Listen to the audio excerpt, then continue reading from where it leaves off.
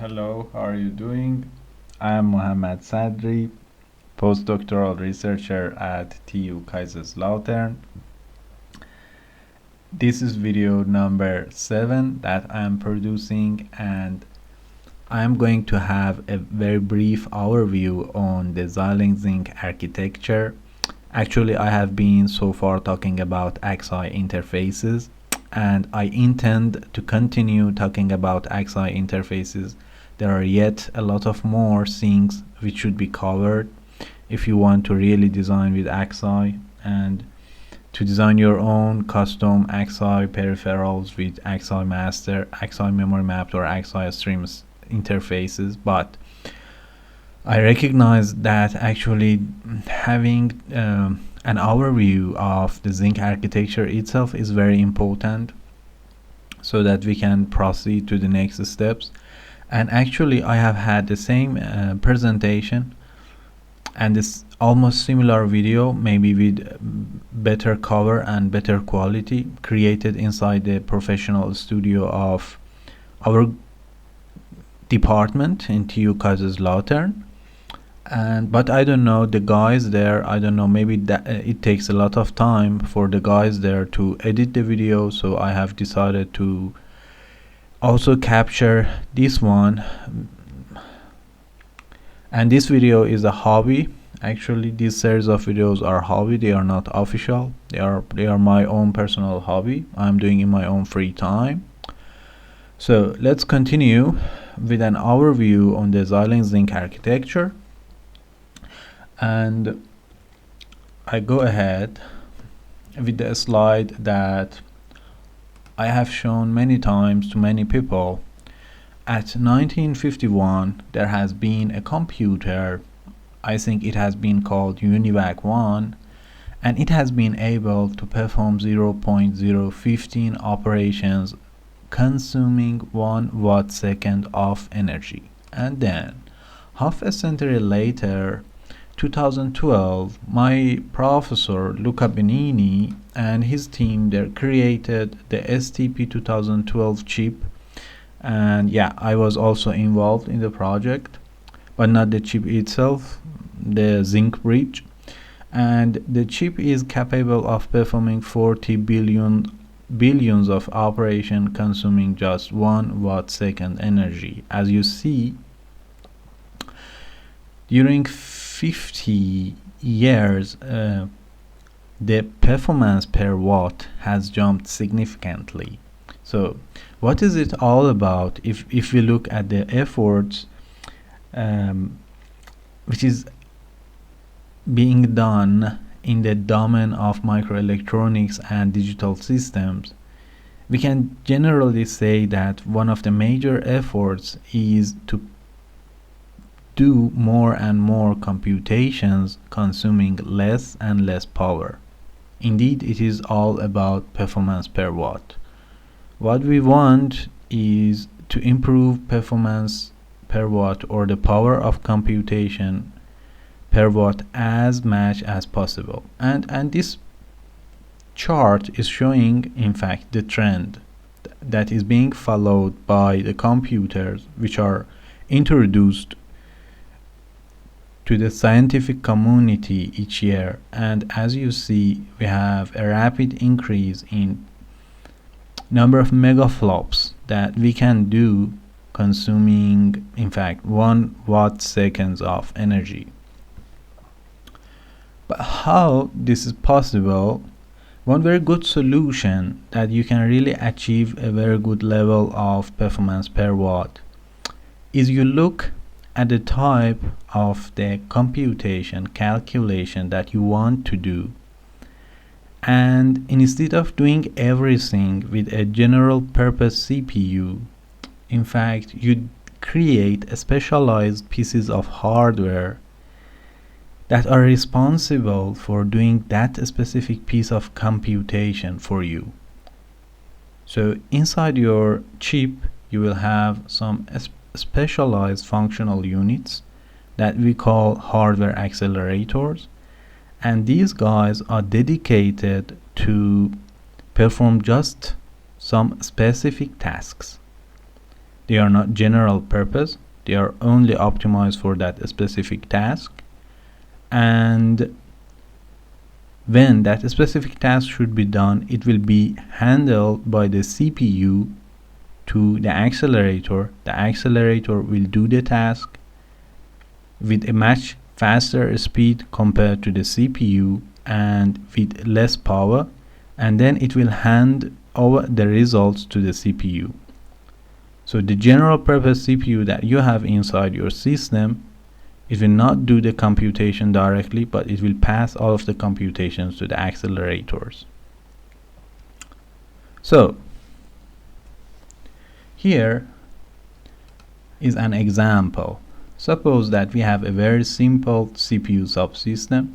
It has a cache, it has a DRAM subsystem. Then our CPU is performing a set of tasks. For example, task 1, task 2, task 3, task 4 is doing these tasks one after another. And each of these tasks have dependency on some variables. These variables are obviously stored in the cache, in the DRAM of the system, and then cached versions of these variables also exists on the caches of the CPU. And what happens is that now we have some specialized hardware units that we call accelerator, and we add them to our system, and these accelerators are responsible or are capable of doing some of our tasks. So the CPU, instead of directly doing all of the tasks, it will offload some of the tasks to the accelerators. And since the accelerators are the guys who are specialized to do the tasks, they can do it much faster with better performance per watt. So they are more power efficient overall. But this simple scenario is just looking simple, but it has some difficulties. I just give one example. There are lots of other examples, and here I am just showing one. So, as you remember, task 2 and task 4 that were running by CPU, they have dependency on variables. Each task, each program that you execute on the CPU, it needs to access the memory, it needs to have access to the variables that it needs to perform the operation. And now, the CPU has offloaded the tasks to accelerators, and so the accelerators should be able to access the variables as well. So since task 2 and task 4 they were dependent, or they were needing variable 3, these accelerators should be able to access this variable 3, which is located on the DRAM. Or task 4 was a task which was needing variable 2 to operate. But there is a problem. The problem is simply, if we look at variable 2, maybe I go back. If we look at variable 2, we can see that the variable 2 has also a cached version. And when the accelerator accesses the DRAM to read variable 2, in fact what it is reading is not the latest version of the variable, because the latest version of the variable is already on the caches of the CPU. So if this system tend to operate correctly before the CPU can offload task 4 to this accelerator, it should first flush its caches so that the variable 2 on the DRAM be the latest version of this variable. But this is causing a really serious reduction in performance, in operation, and in the speed of the system. So we need a kind of solution which allows the accelerators to have directly access to the latest version of the variables on the cache.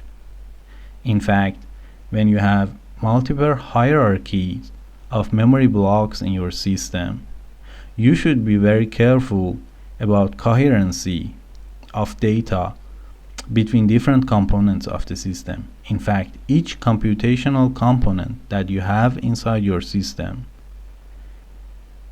should be able to have access to the latest version of each of the variables which is shared between different computational components in the system. There's one solution for our specific example that I showed here, and that is the accelerator coherency port.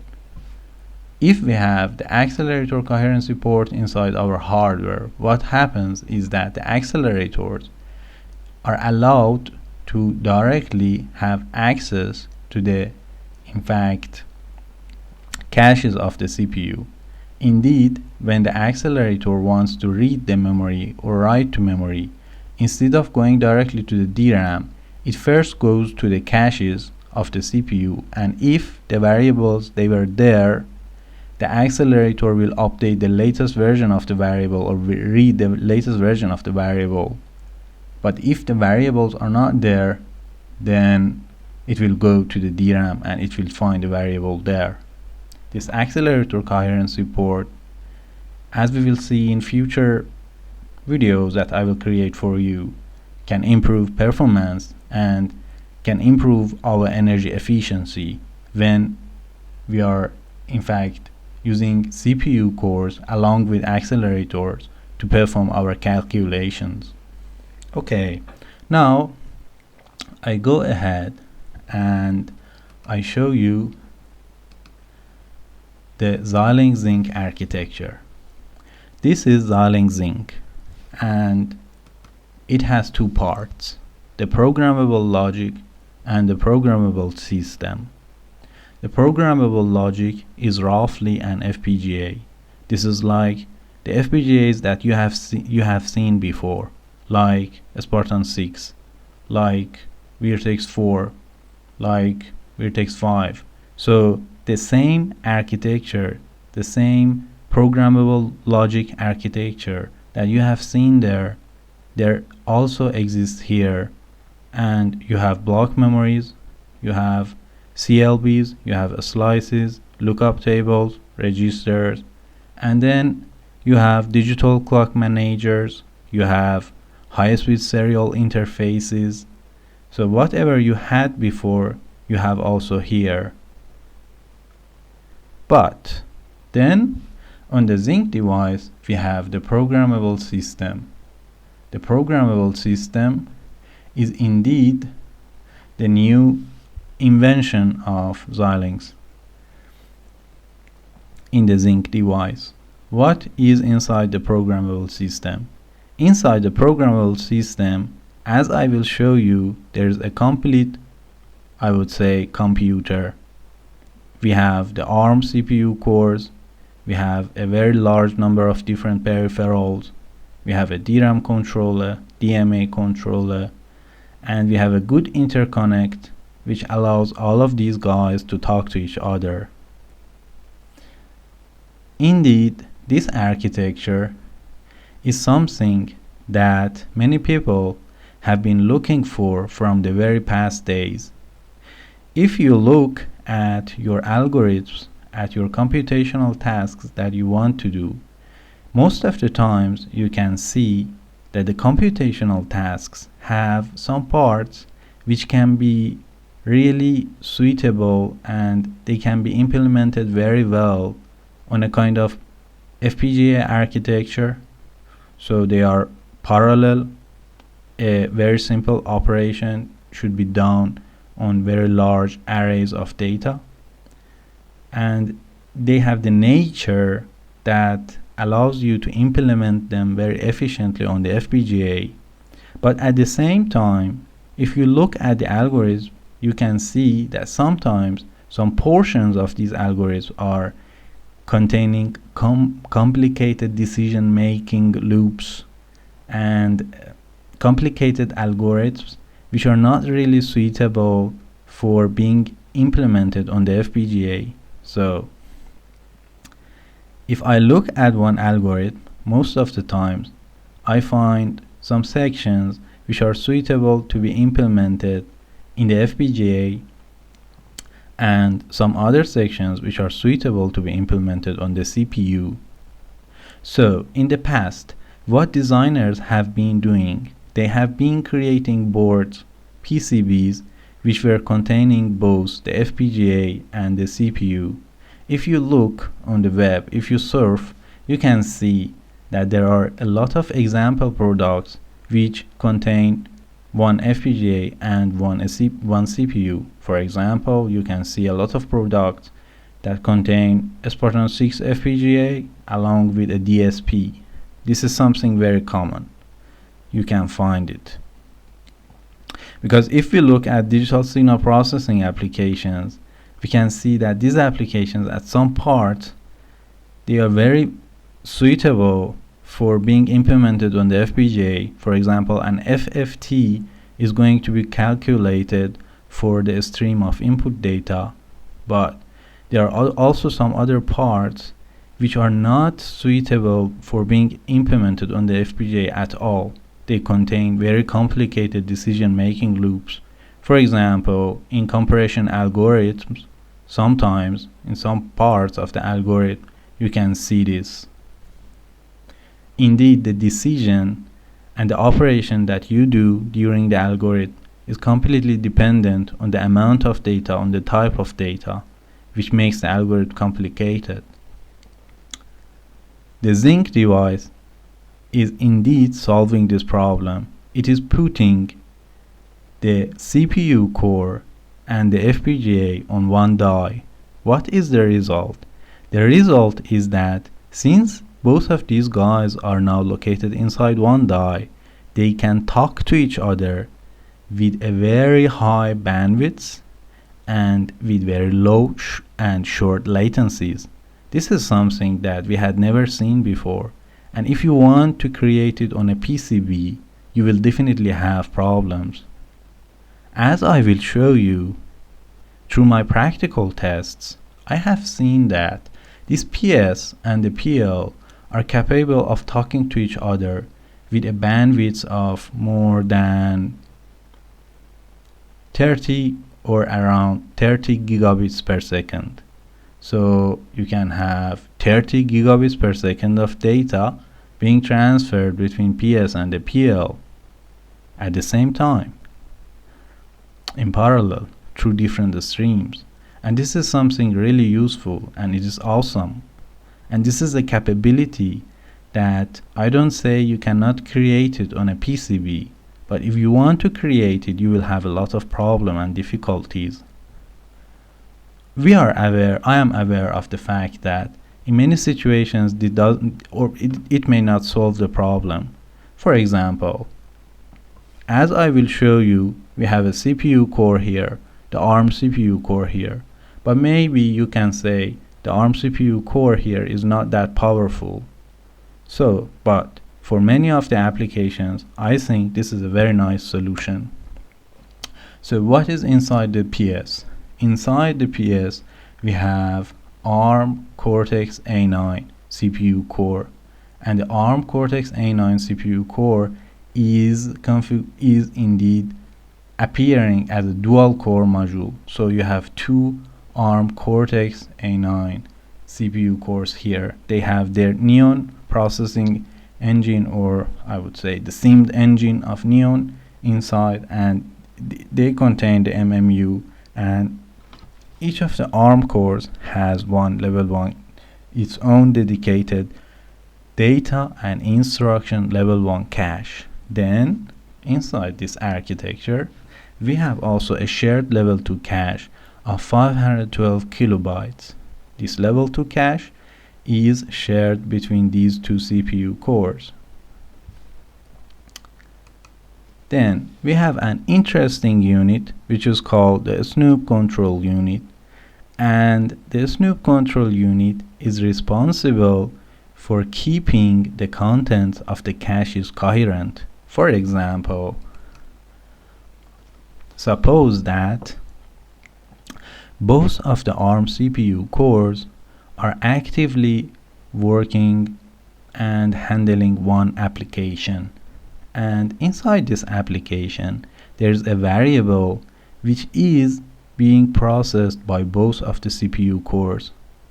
Suppose that at the first time, the first ARM CPU core that I have here is going to read this variable from the memory to operate on it, to do some calculations and update the variable. Since the ARM CPU core is working with this variable, probably it will store one instance of the variable in its own level 1 cache. But what happens if some small amount of time later the second ARM CPU core here is also needing to have access to that variable? There should be a mechanism that the second ARM CPU core is provided with the latest version of that variable. So instead of going to the memory and reading the data directly from the DRAM, there should be a mechanism that provides the second ARM CPU core with the latest version of the variable, or at least there should be a mechanism that makes sure that if this ARM CPU core is reading that variable from the DRAM, it is reading the latest version of the variable. This is the responsibility of the ZYNQ control unit. So the ZYNQ control unit is responsible for making sure that each of these guys that we have here at each moment in time have access to the latest version of the variables that they need to perform operations on. And as I will show you, the ZYNQ control unit is also doing another task which is very interesting. Let's continue with the architecture of the PS. Inside the PS you have a dedicated DRAM controller, and to this DRAM controller you can connect different types of DRAM. You can connect both DDR2 and DDR3 memories. Then inside the PS you have a very large number and a very different types of peripherals. You can have USB interfaces, UART interfaces, Ethernet interfaces. You can connect to an SD card.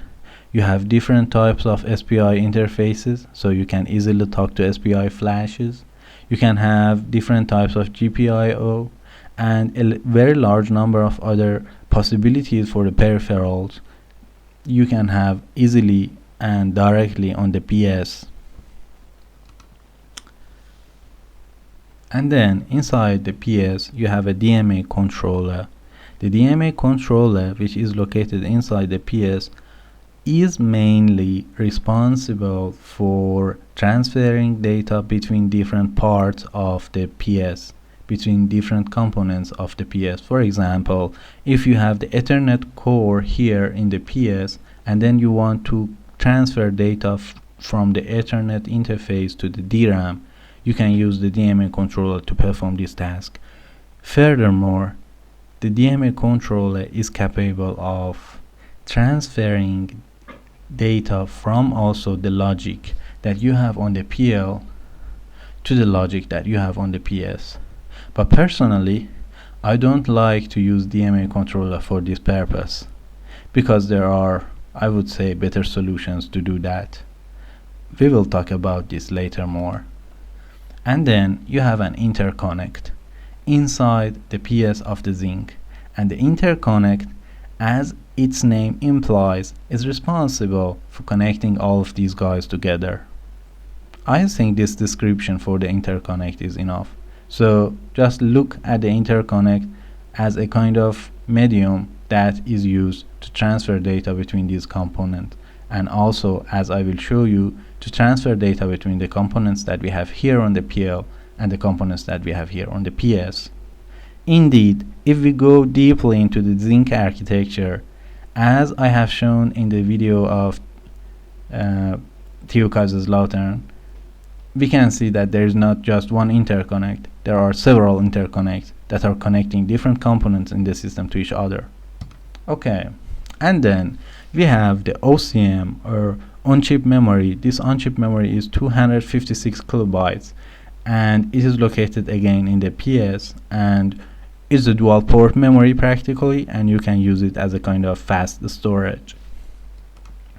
Now, we reach the interesting point of the story, how the logic that you develop on the PL will talk to the logic that you have developed on the PS. I have talked about AXI interfaces before, so right now that you are watching this video, you have a very good understanding of what is a memory mapped AXI interface, what is a stream AXI interface, and what are the in fact principles of each of them. On the boundary between the PS and the PL, we have a set of AXI interfaces. These AXI interfaces are responsible for transferring data between the PS and the PL. The first group of AXI interfaces that we have are called high performance AXI interfaces.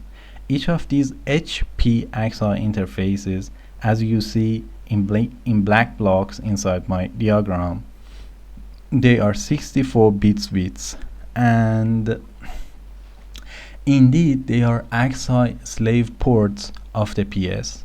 So the PS is providing 4 AXI memory mapped slave ports for the logic inside the PL. So what you do when you want to use these ports, in fact you develop AXI master modules, and you connect your AXI master module to each of the HP ports that you want. Then your AXI master module can initiate transactions to the address map of the PS. I will show you the address map of the PS later. So the logic that you develop here, the AXI master that you develop here, is capable of performing read and write transactions to the address map of the PS. It can, for example, directly access the DRAM memory and write data to the DRAM memory or read data from the DRAM memory. Indeed, accessing the DRAM memory is the main purpose of these HP ports. Then we have another set of AXI slave ports that they are called SGP0 and SGP1. Each of these ports are just 32 bits, and again they are AXI slave ports inside for AXI slave ports of the PS, and the AXI master that you develop, you implement on the PL can be connected to these AXI slave ports, and it can talk to the peripherals that you have inside the PS through these AXI slave ports. So basically, you use these high performance ports when you want to have access to the DRAM controller, to the DRAM memory, and you use this lower performance AXI slave GP0 and GP1 port when you want to have access to the I/O peripherals. Then we have two very important AXI master ports. These two ports, MGP0 and NGP1, are AXI master ports of the PS, and they should be connected to the AXI slave interfaces that you implement inside the PL. So you create AXI slave blocks, and then you connect your AXI slave blocks to these two AXI master ports, and then through these ports the ARM CPU cores that you have here will be able to write and to configure your logic inside the PL. So here the ARM CPU cores that we have are the masters indeed, and through these AXI master ports they will be able to connect and to talk and to initiate transactions, read and write transactions to the AXI slaves that you have on the PL. Then finally, we have another AXI slave port of the PS, which is called the accelerator coherency port. Again, as I said, this is an AXI slave port of the PS, and the AXI master that you develop and you implement on the PL is capable of getting connected to this AXI slave port and then performing transactions, read and write transactions to the memory address space of the ARM subsystem. The difference between the ACP port and the HP port is that the ACP port is practically connected to Snoop control unit, and I would say whatever transaction this XY master initiates, the transaction will first go to the cache, to the caches of the CPU. For example, if this XY master wants to read a specific physical address, then this transaction will first go to the caches of the CPU, and if an instance of that variable is existing inside the caches of the CPU, then very fast this transaction will be responded with the variable which is located inside the cache. And if the variable was not available inside the cache, then the transaction will go through the cache to the DRAM controller to perform the transactions to the DRAM area. This practically can be sometimes very useful because instead of going to the DRAM and consuming DRAM bandwidths and in fact using the longer path to the DRAM to read and write variables, sometimes you are able to directly find your variable inside the caches of the CPU. This way, for the applications that your CPU is collaborating for a specific processing task with your accelerator, sharing the data on the cache through the ACP port can result in better performance. In later videos, I will show you practical examples of this situation.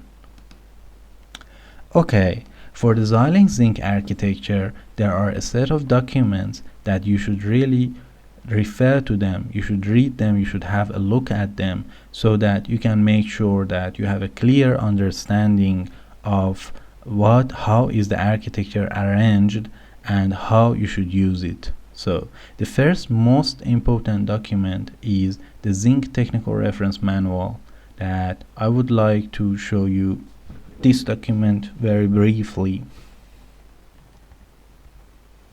Okay, here is the ZYNQ Technical Reference Manual, and it is 1770 pages, and I think it is one of the largest documents that I have ever seen during these 10 years of working with Xilinx devices. This is the largest document that I have ever seen from Xilinx, and this is the reference of the ZYNQ. The entire architecture is disclosed inside this document, and this is one of the most important documents that you should really have a look at when you are using the ZYNQ device. And here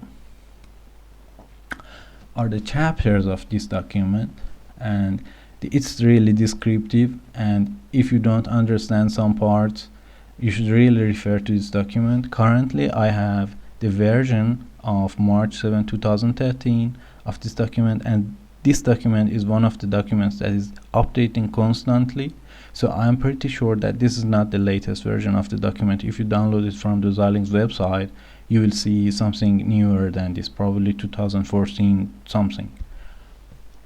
And here in this document I would like to show you some very simple block diagrams briefly. One of the most interesting chapters of this document is Application Processing Unit, and this chapter is basically talking about the architecture that you have inside the PS. So how these different components, in fact accelerator coherency port, the CPU cores, the L2 cache, the DDR controller, how these different components, the on-chip memory, how these different components are connected to each other inside the ZYNQ device. Here you see a detailed architecture of the PS, how each of the HP ports and each of the general purpose master and slave ports are connected to the logic which is residing inside the PS. Make sure that you can have a brief look at these chapters. And then we have a very interesting chapter.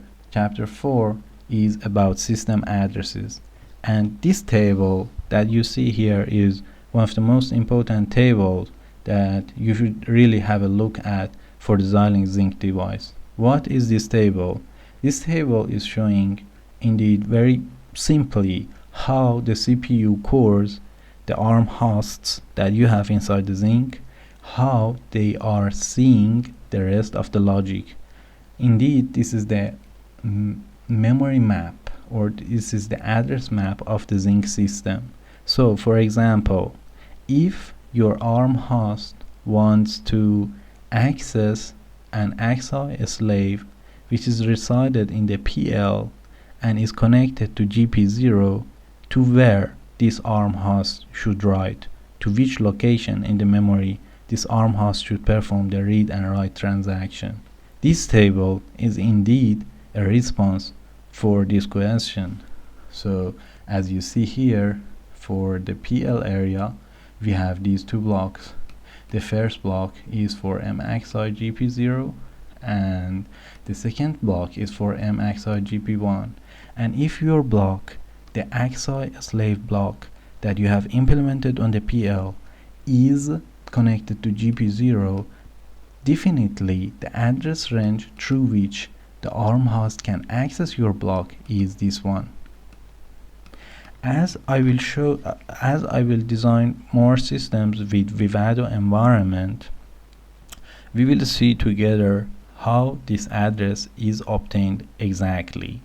But this map is the address map of the system and is showing where each of the components inside the system are located and how your ARM host can access each of these components. This memory map is very important and you should really look at it very carefully. Okay, another document is ZYNQ Software Developers Guide, and this document I have just had a very small look at it. I have never really needed to go in fact into details of this document. This document talks how you create your bare metal system on your ZYNQ. Indeed, you want to run some applications on the ARM host which you have inside the ZYNQ device. How do you do that? What are the libraries available for you to create your own bare metal applications? And then also the document talks about how you run your Linux on the ARM host in the ZYNQ device, how you create your boot images and things like this. But there are also some other sources on the Xilinx website which describe these in detail. So there is the Xilinx Wiki, which are a set of web pages which describe to you, for example, the steps that you need to pass to bring up the Linux operating system on the ARM host of the ZYNQ. And usually I have used those pages. This is why I have not really gone into details of this document. Then there is another set of documents which you probably need to have a look at definitely, and they are the documents of the Vivado. So the Vivado design suite and Vivado HLS, they have a complete set of documentation and probably you need to have a look at them. But one documentation that you definitely need to read carefully is UG902, which is in fact teaching you how you can code your hardware using high-level synthesis. So if you intend to use the Vivado HLS, this is one of the most important documents that you should really have a look at. Then there is the ZYNQ product table, which is a kind of document which I would say is extremely important, and this is one of the documents that I really use through my work. This is a very simple document, but at the same time is very important, and this is the document that lists for you the different types of the ZYNQ in fact chips which are available in the market as of the ZYNQ family. So we have Z7010, 7015, 7020, 7030, 7045 and 7100. All these are all the ZYNQ devices available, and for each of these ZYNQ devices you have the number of logic cells, number of lookup tables, flip-flops, total amount of block memory available, total amount of, in fact, multipliers, and then the indeed PCI Express endpoints that you have, and the A to D interfaces that you have. Because as you know, on the ZYNQ device, or better to say on the Series 7 FPGAs, we have A to Ds available on die, and this shows in fact the specification of the A to D that you have available on the on your device.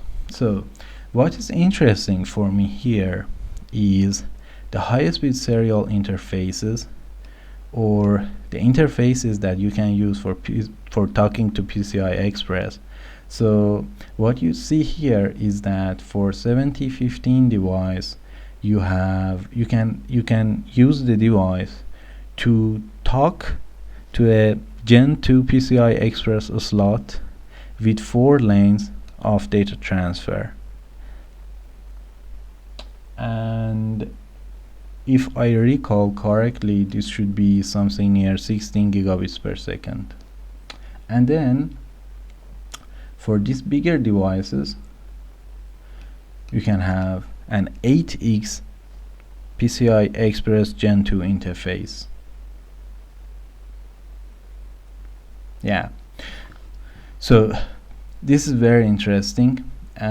These high-speed serial interfaces can be really handy when you want to transfer data between different parts of the system at very high rates. And even if you create extension cards through FMC connector for your board, then these high-speed serial interfaces are one of the best means of transferring data between your ZYNQ device and the device that you have on the extension card. Okay. Now we go back. Then there are a lot of application notes for the Xilinx ZYNQ device, and these application notes, some of them are extremely interesting. I really suggest you to have a look at the application notes of the ZYNQ device. For example, you may ask yourself, can I run the Linux operating system on one of the cores, on one of the ARM cores of the ZYNQ device, and at the same time a bare metal operating system on another core? Can I do that? There is an application note that answers this question. Or for example, you may ask yourself, okay, I have developed a system, and this system contains a set of hardware blocks, for example a set of AXI stream blocks. They are connected to each other, and then at the end of the chain I have an AXI DMA, and the AXI DMA is connected to the ZYNQ PS. And you ask yourself, can I simulate this hardware? How can I simulate this hardware? For example, as long as you have only one chain of AXI stream blocks, simulating the hardware is not really a difficult task.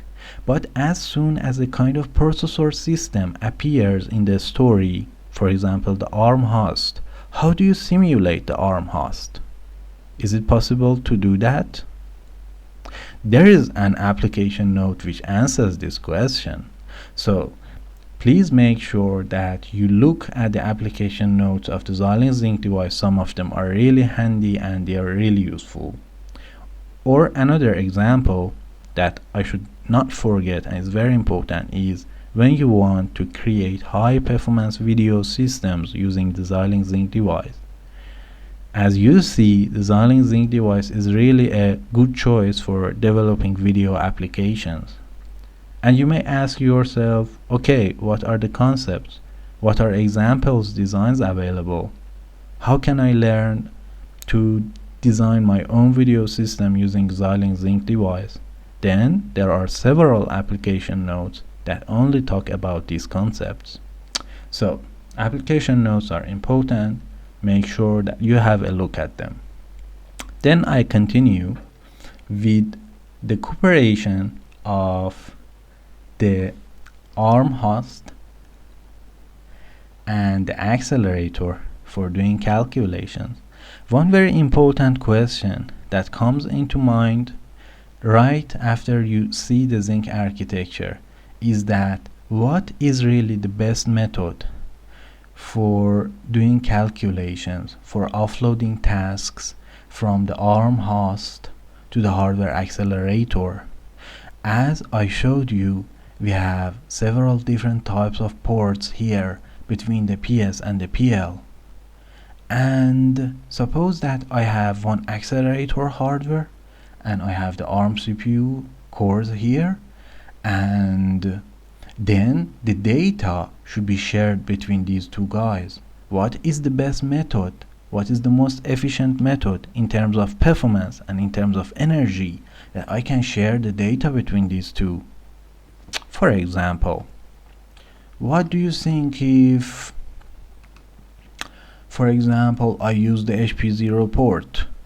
For example, the ARM CPU prepares the data, it puts the data over the DRAM, then my accelerator through the HP0 port accesses the data over the DRAM, reads the data, performs its processing, and then writes back the processed data over the DRAM so that the ARM CPU core can go and read the result.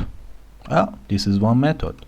Or what if we use the OCM on-chip memory for sharing the data between the CPU core and the accelerator?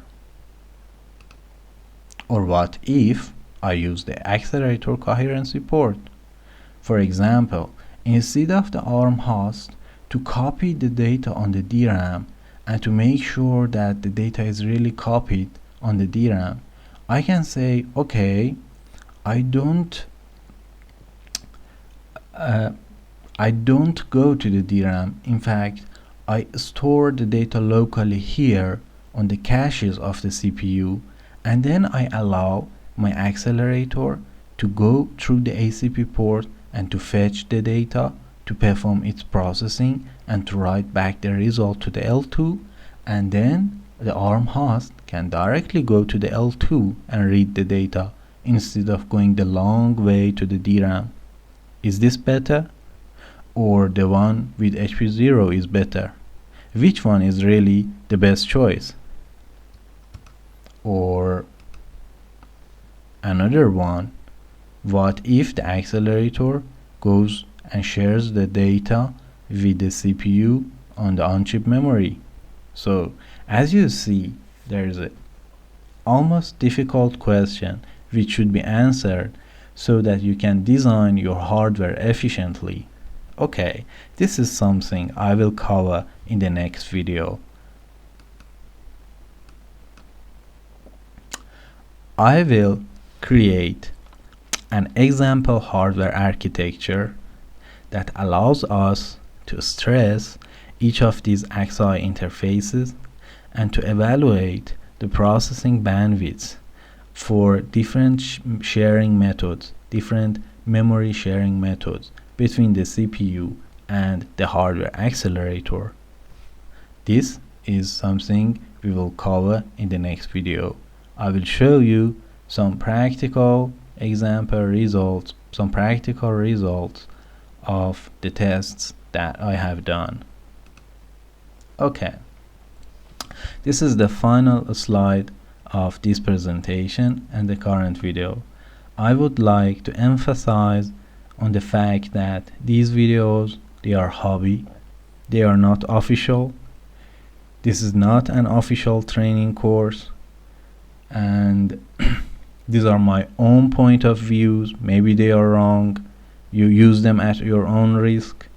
Maybe they are correct, maybe they are wrong.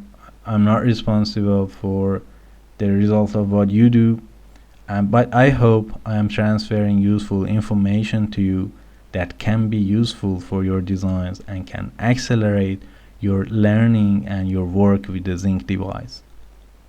I would like to thank, in fact, Professor Luca Benini of ETH Zurich and Professor Norbert Wayne of TU Kaiserslautern. Because of their support, without their support, these videos would never have come into existence. And I would like to say that you can always find the latest videos and the latest material related to my activities and related to the work that I'm doing on the ZYNQ device on either Green Electrons or googlia.com. Both of them are my own websites.